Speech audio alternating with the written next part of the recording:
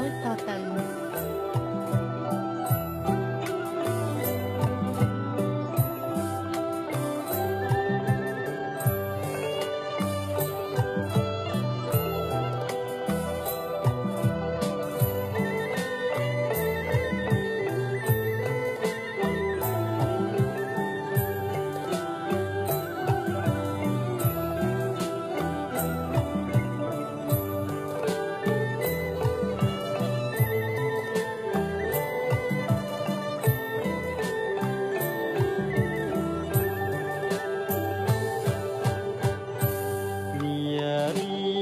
កម្ពុជាវន្តាលើងហាត់ជូនពរ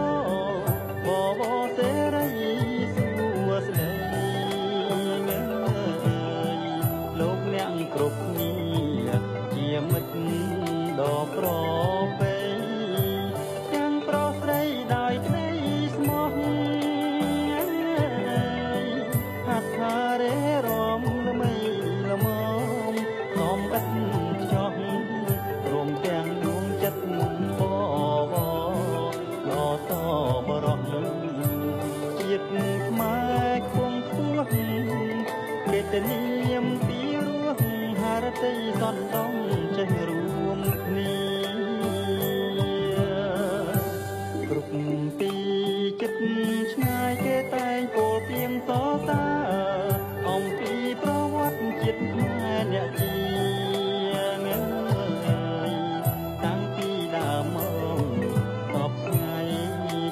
ចងចាមានកែប្រែរាំងសាទុកដំណើរខ្មែរពីបុរាណអង្វែងមកចាស់ទុំលោកខែមរតករាប់នេះជាប់ជាទំនៀមទម្លាប់ឮល្បីសាយសពទៀងពេញពីភូមិគេសរសើ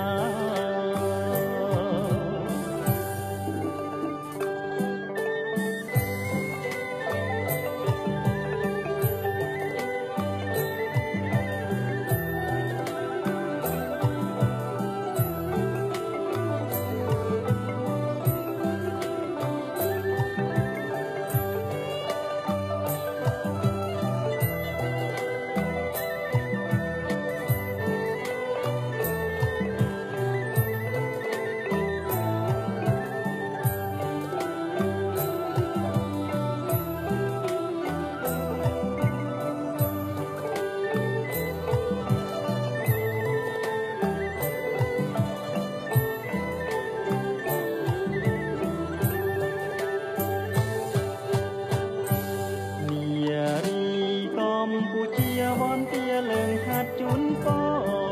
បបសេរីសួស្តីលោកអ្នកគ្រប់គ្នាជាមិត្តដ៏ប្រពៃ